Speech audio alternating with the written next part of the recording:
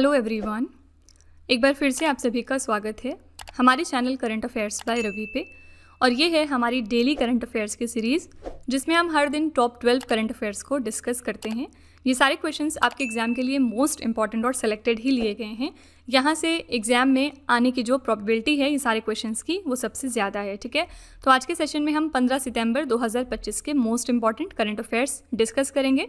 साथ ही मैं आपको बता दूं फ्रेंड्स कि ना सिर्फ हम उस दिन के करंट अफेयर्स करते हैं बल्कि हमारा फोकस रिवीजन पे भी बहुत ज़्यादा होता है। ठीक है, तो अगर आप में से कोई पहली बार हमारे चैनल को विजिट कर रहा है तो मैं आपको ज़रूर रिक्वेस्ट करूंगी कि आप 15 डेज तक हमारे इस सीरीज़ को फॉलो करके देखिए।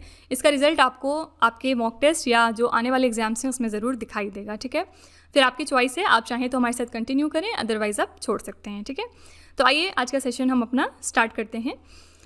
हर दिन हम सेशन की शुरुआत जो है वो क्विक रिवीजन के साथ करते हैं, यानी जो हमने एक दिन पहले पढ़ा है उसको हम सरसरी निगाह से रिवाइज करते हैं। पहला क्वेश्चन था कल, IMD विश्व प्रतिभा रैंकिंग 2025 की सूची में भारत को कौन सा स्थान मिला है। तो IMD विश्व प्रतिभा रैंकिंग में हमारी जो पोजीशन थी वो 63 थी और टॉप 3 देश इसमें कौन से थे। पहला था स्विट्जरलैंड, सेकेंड था लग्जमबर्ग और थर्ड था आइसलैंड। ठीक है, सितंबर 2025 में IIM अहमदाबाद के पहले अंतर्राष्ट्रीय कैंपस का उद्घाटन कहाँ पर हुआ है।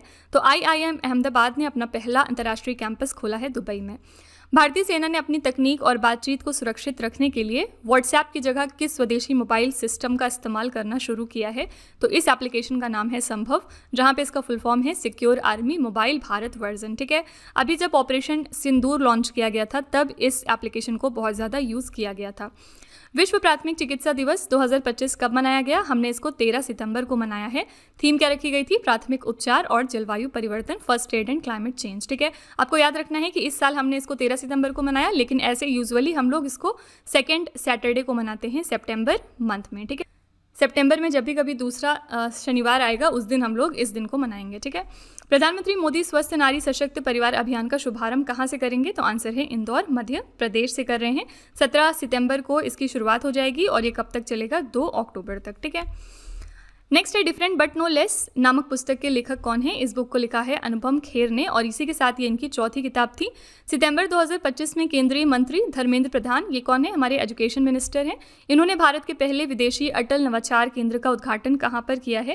तो इसका उद्घाटन हुआ है अबू धाबी UAE में। ठीक है, और कहाँ पे, तो IIT दिल्ली के कैंपस के अंदर। IIT दिल्ली का जो पहला आउटसाइड इंडिया कैंपस है वो अबू धाबी में है और इसी कैंपस के अंदर में इसका इनॉग्रेशन हुआ है।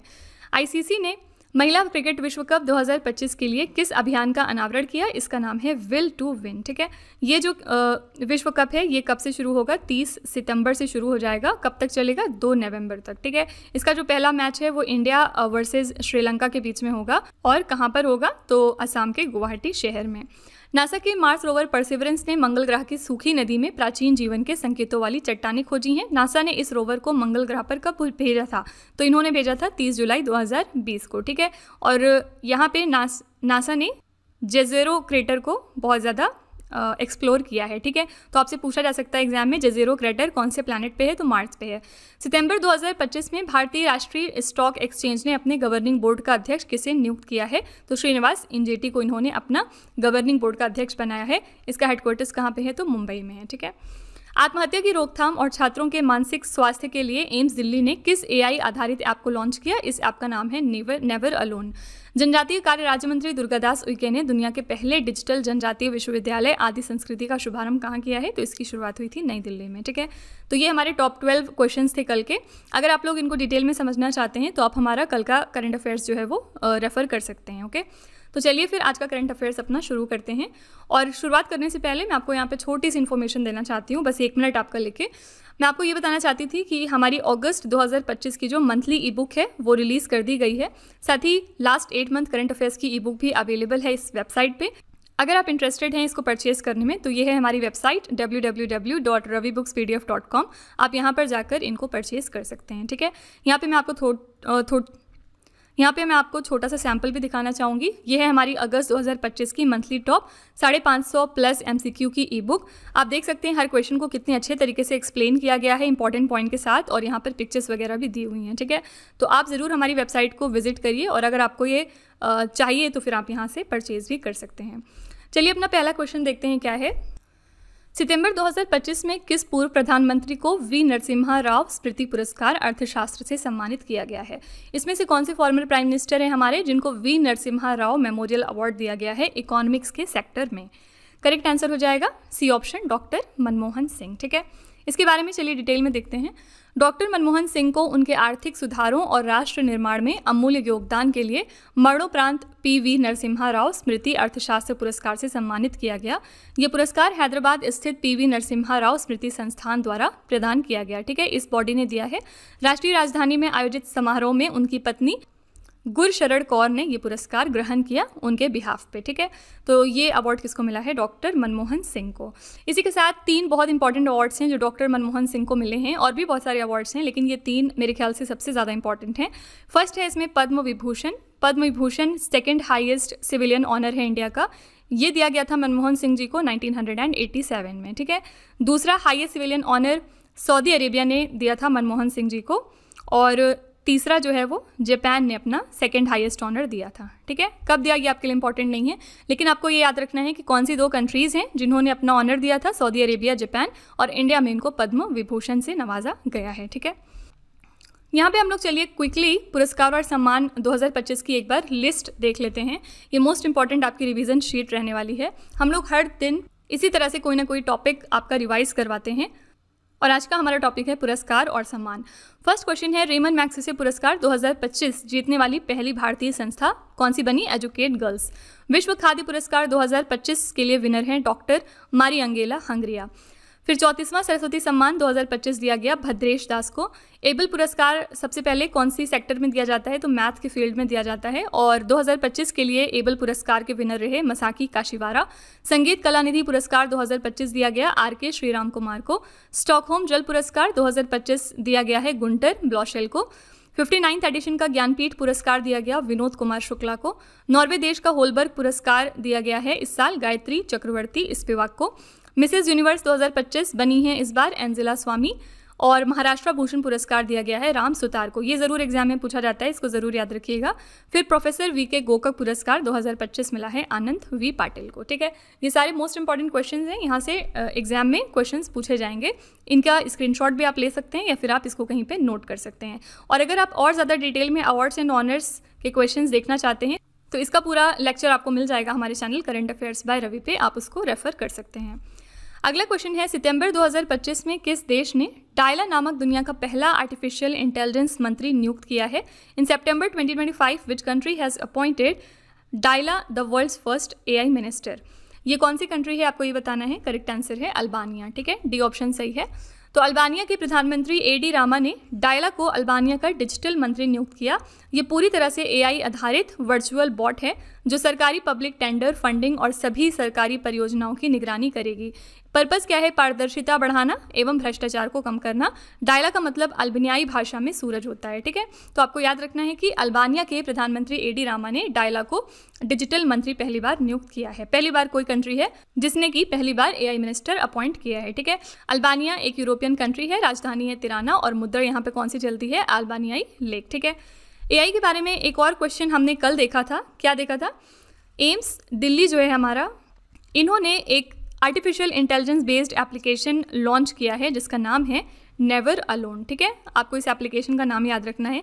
किस लिए लॉन्च किया है? ताकि जो बच्चों के अंदर बहुत ज़्यादा सुसाइड देखे जा रहे हैं छात्रों के अंदर, उसको रोका जा सके। ठीक है, तो एम्स दिल्ली ने AI बेस्ड एप्लीकेशन लॉन्च किया है नेवर अलोन नाम का, ताकि सुसाइड पर रोकथाम हो सके। अगला क्वेश्चन है, सितंबर 2025 में नेपाल की पहली महिला प्रधानमंत्री कौन बन गई हैं? Nepals first women prime minister आपसे पूछा जा रहा है। Very very important question. Answer है सुशीला कार्की। ठीक है, ये बन गई हैं नेपाल की पहली वुमेन प्राइम मिनिस्टर। ये डेफिनेटली एग्जाम में क्वेश्चन आएगा, क्योंकि पहली बार तो ये बहुत ही ज़्यादा ट्रेंडिंग टॉपिक है बिकॉज ऑफ नेपाल में जो चीज़ें चल रही हैं। दूसरी बात ये है कि रिसेंट अपॉइंटमेंट का भी क्वेश्चन है। तीसरी बात ये है कि फीमेल एम्पावरमेंट का क्वेश्चन है, क्योंकि पहली बार यहाँ पर कोई महिला वुमेन प्राइम मिनिस्टर बनी है। और चौथी बात ये कि फर्स्ट इन न्यूज़ के तौर पे भी ये क्वेश्चन पूछा जा सकता है। ठीक है, तो ये मोस्ट इंपॉर्टेंट क्वेश्चन है, इसको ज़रूर याद रखना है आपको। नेपाल की पहली महिला प्रधानमंत्री सुशीला कार्की बन गई हैं। उन्हें सितंबर 2025 में अंतरिम प्रधानमंत्री नियुक्त किया गया।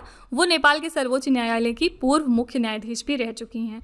इनका चयन राजनीतिक अस्थिरता और युवा आंदोलन के बाद किया गया। जैसे कि हम जानते हैं कि जनरेशन Z ने नेपाल में बहुत ज़्यादा प्रोटेस्ट किया, जिसके बाद नेपाल के पॉलिटिक्स में अनस्टेबिलिटी आ गई है। अगले आम चुनाव मार्च 2026 में कराए जाएंगे, तब तक वो अंतरिम सरकार का नेतृत्व करेंगी। ठीक है, तो जब तक कि अगले चुनाव नहीं हो जाते हैं तब तक प्रधानमंत्री रहेंगी सुशीला कार्की, नेपाल कंट्री की। ओके, क्योंकि नेपाल बहुत ज़्यादा न्यूज़ में है तो इससे ना सिर्फ करंट अफेयर्स का क्वेश्चन पूछा जाएगा बल्कि आपसे स्टैटिक चीज़ें भी पूछी जा सकती हैं। सबसे पहले आप देख सकते हैं कि नेपाल किस तरह से इंडिया का यहाँ नेबरिंग कंट्री है, और इसके बारे में कुछ स्टैटिक जीके देख लेते हैं। सबसे पहले ये एक एशियन कंट्री है, यानी कौन से महाद्वीप में आता है, एशिया में। राजधानी है काठमांडू, राष्ट्रपति हैं रामचंद्र पौडेल, प्रधानमंत्री अब नई बन गई हैं सुशीला कार्की। पड़ोसी देश इसके कौन कौन से हैं, चीन और भारत।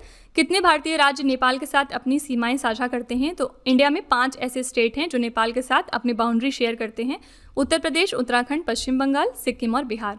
किस वर्ष नेपाल राजा की शक्तियों को समाप्त करने में सफल रहा, तो 2006 में यहाँ पे जो राज शासन था वो खत्म हो गया था।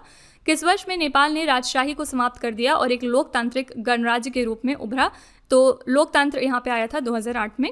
नेपाल देश को कितने प्रांतों में बांटा गया, 7 प्रांतों में। कौन सी नदी है जो नेपाल हिमालय में मिलम हिमनद से निकलती है, जहां इसे गोरी गंगा के नाम से जाना जाता है, तो ये नदी है सरयू। ठीक है, ये सारे स्टैटिक फैक्ट्स हैं जो आपके एग्जाम में आ सकते हैं, इनके बारे में ध्यान में रखिएगा क्योंकि नेपाल बहुत ज़्यादा न्यूज़ में बना हुआ है। ओके, आपको साथ ही मैं ये भी बता दूं कि यहाँ पे और भी क्या ऑप्शंस थे, बाबूराम भट्टराय और इसके अलावा शेर बहादुर देवबा, केपी शर्मा ओली, ये सारे के सारे जो ऑप्शंस हैं ये फॉर्मर प्राइम मिनिस्टर्स के नाम है, यानी ये नेपाल के कभी न कभी प्राइम मिनिस्टर्स रह चुके हैं। ठीक है, अगला क्वेश्चन है हिंदी दिवस 2025 कब मनाया गया, व्हेन इज हिंदी दिवस 2025 सेलिब्रेटेड। तो हिंदी दिवस हमने सेलिब्रेट किया है 14 सितंबर को। 14 सितंबर 1949 को संविधान सभा में ये निर्णय लिया गया था कि हिंदी केंद्र सरकार की आधिकारिक भाषा होगी। इसी फैसले के कारण देश के तत्कालीन प्रधानमंत्री जवाहरलाल नेहरू ने 1953 में पहली बार 14 सितंबर को हिंदी दिवस के रूप में मनाने की घोषणा की, और तब से लेकर आज तक ये सिलसिला जारी है, यानी हर साल हम 14 सितंबर को ही हिंदी दिवस मनाते हैं। हिंदी भाषा देवनागरी लिपि में लिखी जाती है और इसे खड़ी बोली भी कहा जाता है। इस साल के लिए हमने थीम रखी है हिंदी, राष्ट्रीय एकता और वैश्विक पहचान की ताकत। इंग्लिश में कैसे पढ़ेंगे, the power of national unity and global identity. ठीक है, आपको यहाँ पे एक इंपॉर्टेंट बात याद रखनी है, ये जो हिंदी दिवस की हम बात कर रहे हैं ये नेशनल हिंदी दिवस है, यानी राष्ट्रीय हिंदी दिवस, और जो इंटरनेशनल लेवल पे हिंदी दिवस होता है, यानी जो वर्ल्ड हिंदी दिवस है, वो अलग दिन मनाया जाता है। ठीक है, तो वर्ल्ड हिंदी दिवस हम मनाते हैं 10 जनवरी को हर साल, तो कंफ्यूज नहीं करिएगा। नेशनल लेवल पे हिंदी दिवस मनाते हैं हम 14 सितंबर को, और वर्ल्ड लेवल पे हिंदी दिवस होता है 10 जनवरी को। अगला क्वेश्चन है, सितंबर 2025 में रक्षा मंत्री राजनाथ सिंह ने दुनिया की पहली त्रिसेवा महिला नौकायन परिक्रमा समुद्र प्रदक्षिणा अभियान का शुभारंभ कहां पर किया है। तो डिफेंस मिनिस्टर राजनाथ सिंह ने दुनिया की पहली tri services women selling circum navigation expedition को फ्लैग ऑफ कर दिया है मुंबई से। ओके, ए ऑप्शन यहाँ पे सही हो जाएगा। रक्षा मंत्री राजनाथ सिंह ने मुंबई के गेटवे ऑफ इंडिया से समुद्र प्रदक्षिणा अभियान को वीडियो कॉन्फ्रेंसिंग के जरिए रवाना किया। ये दुनिया की पहली ऐसी नौकायन परिक्रमा है जिसमें थल सेना, नौसेना और वायुसेना की केवल महिला अधिकारी शामिल हैं। इंपॉर्टेंट पॉइंट है ये अभियान 9 महीने तक रहने वाला है, जिसमें 10 महिला अधिकारी भारतीय सेना द्वारा निर्मित 50 फीट लंबे इंडियन आर्मी सेलिंग वेसल त्रिवेणी पर करीब 26,000 नॉटिकल मील की दूरी तय करेंगी। ये अभियान मई 2026 में मुंबई लौटेगा। ठीक है, आपको ये जरूर याद रखना है कि कौन से वेसल से ये जा रही हैं, तो इंडियन आर्मी सेलिंग वेसल त्रिवेणी का इसमें यूज़ किया जा रहा है। ये मोस्ट इंपॉर्टेंट पॉइंट है आपके लिए। ठीक है, अगला क्वेश्चन है, बढ़ती पेयजल मांग को पूरा करने के लिए किस राज्य सरकार ने गोदावरी चरण 2 और चरण 3 परियोजना शुरू करी है। तो कौन सी स्टेट गवर्नमेंट है जिसने गोदावरी फेज़ 2 और फेज़ 3 प्रोजेक्ट को लॉन्च किया है, ताकि स्टेट के अंदर जो पीने के पानी की डिमांड बढ़ती जा रही है उसको मीट किया जा सके। तो आंसर है तेलंगाना। ठीक है, बढ़ती पेयजल मांग को पूरा करने के लिए तेलंगाना राज्य सरकार ने गोदावरी चरण 2 और चरण 3 परियोजना शुरू कर दी है। तेलंगाना के मुख्यमंत्री ए रेवंत रेड्डी ने हैदराबाद के पास गांडीपेट में इन परियोजनाओं की आधारशिला रख दी है। पर्पस क्या है, हैदराबाद की बढ़ती पेयजल जरूरतों को पूरा करना। पानी निकासी लगभग 20 TMCFT है। TMCFT क्या है, 1000 मिलियन क्यूबिक फीट। ठीक है, और परियोजना की लागत कितनी है, 5560 करोड़ रुपए चरण 2 के लिए। ठीक है, इतनी लागत के साथ इसको बनाया गया है, इस प्रोजेक्ट को। यहाँ पे तेलंगाना की बात करेंगे अगर हम, तो इसकी कैपिटल क्या है, हैदराबाद। याद रखिएगा, हैदराबाद को हम सिटी ऑफ पर्ल्स के नाम से भी जानते हैं। कई बार स्टैटिक जीके में पूछा जाता है कि पर्ल सिटी कौन सी है, हैदराबाद। और यहाँ पे चीफ मिनिस्टर हैं रेवंत रेड्डी, और फिलहाल गवर्नर कौन है, जिष्णु देव वर्मा। ठीक है, अगला क्वेश्चन है, 160 किलोमीटर प्रति घंटा रफ्तार के साथ भारत की सबसे तेज गति से चलने वाली ट्रेन कौन सी बन गई है। इस ट्रेन का नाम क्या है? आंसर है नमो भारत। ठीक है, नमो भारत इंडिया की फास्टेस्ट ट्रेन बन गई है। इसकी स्पीड है 160 किलोमीटर प्रति घंटा। नमो Bharat Delhi Meerut rapid transit system के 55 किलोमीटर लंबे खंड पर 160 किलोमीटर प्रति घंटा की उच्चतम गति से चलती है।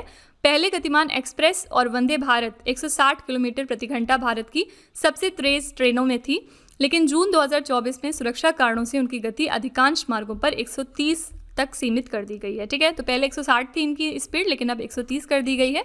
वहीं नमो भारत विशेष रूप से बने डेडिकेटेड कॉरिडोर पर अब भी 160 किलोमीटर प्रति घंटा की रफ्तार से चलती है और इसीलिए ये इंडिया की फास्टेस्ट ट्रेन बन गई है। ठीक है, अगला क्वेश्चन है, सितंबर 2025 में किस देश में अफ्रीका महाद्वीप की सबसे बड़ी जल विद्युत परियोजना रनिसा डैम का उद्घाटन किया गया? कौन सी कंट्री में अफ्रीकन कॉन्टिनेंट का सबसे बड़ा हाइड्रो पावर प्रोजेक्ट इनॉग्रेट किया गया जिसका नाम है रेनेसेंस डैम? आंसर हो जाएगा डी ऑप्शन यहाँ पे एथियोपिया। ठीक है, तो एथियोपिया ने आधिकारिक रूप से ग्रैंड एथियोपियन रेनेसा डैम के निर्माण कार्य को पूर्ण घोषित कर दिया। ये अफ्रीका की सबसे विशाल जल विद्युत परियोजना है जिसे लेकर वर्षों से एथियोपिया, सूडान और मिस्र के बीच कूटनीतिक विवाद चला आ रहा था। इसकी अगर हम थोड़ी सी बात करेंगे तो इसका पूरा नाम है ग्रैंड एथियोपियन रेनेसेंस डैम। ये बांध नील नदी पर स्थित है। ऊंचाई है 145 मीटर और लंबाई है 1800 मीटर। इस परियोजना की नींव वर्ष 2011 में रख दी गई थी और ये परियोजना 6500 मेगावाट बिजली उत्पन्न करने में सक्षम है। ठीक है, यहाँ पे एथियोपिया की अगर हम बात करेंगे तो ये एक ईस्ट अफ्रीकन कंट्री है, यानी कि ईस्ट अफ्रीका में लोकेटेड एक कंट्री है। इसकी कैपिटल क्या है? अदीस अबाबा। ठीक है, कैपिटल आपको याद रखना है, एथियोपिया की कैपिटल है अदीस अबाबा और यहाँ पे करेंसी चलती है एथियोपियन बिर। ठीक है, अगला क्वेश्चन है, सितंबर 2025 में किस राज्य में पहली बार पल्लास बिल्ली का फोटोग्राफिक साक्ष्य मिला है? तो कौन से स्टेट में पल्लास कैट की फोटोग्राफी हमें मिली है? तो आंसर है डी ऑप्शन अरुणाचल प्रदेश। अरुणाचल प्रदेश में पहली बार पल्लास बिल्ली का फोटोग्राफिक साक्ष्य मिला है। ये खोज अरुणाचल प्रदेश राज्य के पश्चिमी कामेंग और तवांग जिलों में 4200 मीटर से अधिक ऊंचाई पर हुए एक व्यापक वन्यजीव सर्वेक्षण के दौरान सामने आई है। ठीक है, वैज्ञानिक नाम यानी इसका साइंटिफिक नाम क्या है? ऑटो कोलोबस मैनुल, और ये सबसे कम अध्ययन की गई जंगली बिल्लियों में से एक है। ठीक है, आपको याद रखना है ये कहाँ से मिली है। इसका जो फोटो है वो हमें मिला है अरुणाचल प्रदेश से। ओके, अरुणाचल प्रदेश के बारे में 2 हॉट टॉपिक हैं आजकल। सबसे पहली बात ये कि यहाँ पे इसरो ने अपना एक स्पेस लैब सेटअप किया है। ठीक है, और कहाँ पे किया है? तो अरुणाचल प्रदेश के शियोमी में। ठीक है, तो आपको याद रखना है कि इसी साल इसरो ने यहाँ पे अपना एक नया स्पेस लैब बनाया है। दूसरी बात ये कि यहाँ पे नॉर्थ ईस्ट इंडिया का पहला जियोथर्मल प्रोडक्शन वेल बनाया जा रहा है। ठीक है, तो ये 2 इंपॉर्टेंट बातें हैं अरुणाचल प्रदेश से रिलेटेड। अगला क्वेश्चन है, किस राज्य की तिवा जनजाति ने रबी की फसल की समृद्धि के लिए लांगखोंग पूजा उत्सव मनाया है? तो लांगखोंग पूजा कहाँ पर होती है? आंसर है असम स्टेट में। ठीक है, किस लिए इन्होंने मनाया? राबी क्रॉप की प्रॉस्पेरिटी के लिए तिवा जनजाति मनाती है, याद रखना है आपको। इन्होंने राबी की फसल की समृद्धि के लिए असम राज्य में लांगखोंग पूजा उत्सव मनाया। ये पारंपरिक उत्सव तिवा समुदाय का महत्वपूर्ण सामाजिक धार्मिक आयोजन है जिसमें वो फसल की अच्छी पैदावार के लिए बहुत ज़्यादा प्रार्थना करते हैं। तिवा जनजाति मुख्य रूप से असम, मेघालय, अरुणाचल प्रदेश और मणिपुर में रहती है, लेकिन लांगखोंग जो पूजा है वो विशेष रूप से असम में ही मनाई जाती है। ठीक है, तो आपको याद रखना है 2 बातें इसमें कि सबसे पहले ये जो लांगखोंग पूजा है कहाँ पर हुई है? असम में। कौन सी ट्राइब ने सेलिब्रेट किया? तो तिवा ट्राइब ने। ठीक है, क्योंकि यहाँ पे हम त्यौहार की बात कर रहे हैं, आइए कुछ महोत्सव देख लेते हैं। ये एक हमारी इंपॉर्टेंट रिवीजन शीट रहेगी। पहला है यहाँ पे रोंगाली बिहू। बिहू याद रखिएगा कि कोई भी बिहू होगा, बोहाग बिहू, रोंगाली बिहू, वो सब असम का ही फेस्टिवल होता है। फिर है नुआखाई त्यौहार, ये उड़ीसा में मनाया जाता है। फूलदेई त्यौहार उत्तराखंड का है। निंगोल चक्कौबा त्यौहार मणिपुर का है। लोंगटे महोत्सव अरुणाचल प्रदेश का है। सोनम लोसार नेपाल और सिक्किम में मनाया जाता है। ये एक तरह का नववर्ष दिवस उत्सव है। लोसर फेस्टिवल तिब्बत, नेपाल, भूटान, अरुणाचल प्रदेश और लद्दाख में मनाया जाता है। ज़्यादातर इसको बौद्ध रिलीजन के लोग मनाते हैं। थाई पुसम त्यौहार तमिलनाडु का है। सिमालू महोत्सव असम का है। कागेद नृत्य महोत्सव सिक्किम में मनाया जाता है। मकर विल्लक उत्सव केरला का है। फ्लामिंगो आंध्र प्रदेश का है और गान नगाई महोत्सव मणिपुर में मनाया जाता है। ठीक है, इन सब में से मोस्ट इंपॉर्टेंट अगर आप देखेंगे तो रोंगाली बिहू और ये नुआखाई है। ये बहुत ज़्यादा एग्जाम में बार बार पूछा जाता है। अगला क्वेश्चन है, सितंबर 2025 में महाराष्ट्र के राज्यपाल का अतिरिक्त प्रभार किसे सौंपा गया? तो गवर्नर ऑफ महाराष्ट्र कौन थे इसके पहले? CP राधाकृष्णन। और क्यों ये पोजीशन खाली हुई क्योंकि सीपी राधाकृष्णन जी अब हमारे 15 नंबर के वाइस प्रेसिडेंट बन गए हैं और इसीलिए इनको अपना पद छोड़ना पड़ा है। ये जो पद है ये अब खाली हो गया था, तो इसीलिए एडिशनल चार्ज दिया गया है आचार्य देवव्रत को। ठीक है, तो गुजरात के राज्यपाल हैं आचार्य देवव्रत, इनको महाराष्ट्र के राज्यपाल का अतिरिक्त प्रभार सौंप दिया गया है। भारत के संविधान के भाग 6 राज्य कार्यपालिका में अनुच्छेद 153 से 167 तक राज्य कार्यपालिका के प्रावधान हैं। इन अनुच्छेदों में अनुच्छेद 153 विशेष रूप से राज्यों के राज्यपालों के बारे में है। ठीक है, आप देख सकते हैं कौन सा आर्टिकल इसके बारे में बात करता है। अनुच्छेद 153 में क्या बात है कि प्रत्येक राज्य के लिए एक राज्यपाल का होना जरूरी है। तो क्योंकि सीपी राधाकृष्णन पहले गवर्नर थे महाराष्ट्र के, लेकिन वो बाद में वाइस प्रेसिडेंट बन गए अभी हाल फिलहाल, इसलिए ये पद खाली हो गया, जिसके बाद गुजरात के जो गवर्नर हैं आचार्य देवव्रत, उनको अतिरिक्त भार महाराष्ट्र का सौंप दिया गया है। ठीक है, आखिरी क्वेश्चन है, सितंबर 2025 में ज्ञान भारतम और पांडुलिपियों पर अंतर्राष्ट्रीय सम्मेलन कहाँ पर आयोजित हुआ है? In September 2025 where was the international conference on Gyan Bharatam and manuscripts held? ये कॉन्फ्रेंस कंडक्ट कराई गई है नई दिल्ली में। ठीक है, तो हमारी संस्कृति मंत्रालय ने 11 से 13 सितंबर 2025 तक विज्ञान भवन नई दिल्ली में अपना ये पहला ज्ञान भारतम अंतर्राष्ट्रीय सम्मेलन आयोजित किया। ये सम्मेलन देश विदेश के विद्वानों, विशेषज्ञों, संस्थानों और सांस्कृतिक कार्यकर्ताओं सहित 1100 से अधिक प्रतिभागियों को एकत्रित करेगा। पर्पस क्या है? भारत की पांडुलिपि विरासत के संरक्षण, डिजिटलीकरण और वैश्विक साझा करने की दिशा में सहयोगी मंच तैयार करना। ठीक है, तो आपको याद रखना है कि international conference on Gyan Bharatam and manuscripts कहाँ पर ऑर्गेनाइज की गई? तो नई दिल्ली में। तो इसी के साथ फ्रेंड्स हमारे जो टॉप 12 करंट अफेयर्स थे आज के वो कवर हो गए हैं। लास्ट में हमेशा की तरह आपके लिए एक छोटा सा टेस्ट रहता है यहाँ पे, जिसका जवाब आपको कमेंट सेक्शन में लिखना होता है। आज का पहला क्वेश्चन है आपके लिए, सितंबर 2025 में किस देश ने डायला नामक दुनिया का पहला AI मंत्री नियुक्त किया? कौन सी कंट्री है ये? दूसरा है, हिंदी दिवस 2025 कब मनाया गया? साथ ही आप ये भी बताइएगा कमेंट सेक्शन में कि इंटरनेशनल हिंदी दिवस हम कब मनाते हैं। और तीसरा क्वेश्चन है, सितंबर 2025 में नेपाल की पहली महिला प्रधानमंत्री कौन बन गई हैं? तो ये 3 क्वेश्चन हैं आपके लिए, इनका जवाब आपको कमेंट सेक्शन में लिखना है। इसी के साथ हमारा सेशन यहाँ पे कंप्लीट होता है। आई रियली होप कि आपको सेशन पसंद आया होगा। आप अपना जो फीडबैक है वो कमेंट सेक्शन में जाके लिख सकते हैं, और अगर किसी को लगता है कि इसमें किसी इंप्रूवमेंट की ज़रूरत है, कोई आप सजेशन देना चाहते हैं, तो वो भी आप ज़रूर कमेंट सेक्शन में लिखिएगा। ठीक है, तो मिलते हैं अगले लेक्चर में एक और इम्पॉर्टेंट टॉपिक के साथ। Till then stay tuned. इसी तरह के बेस्ट क्वालिटी कंटेंट और अच्छी प्रिपरेशन के लिए हमारे चैनल के साथ जुड़े रहिए। Thank you so much for watching. Also don't forget to like, share and subscribe our channel.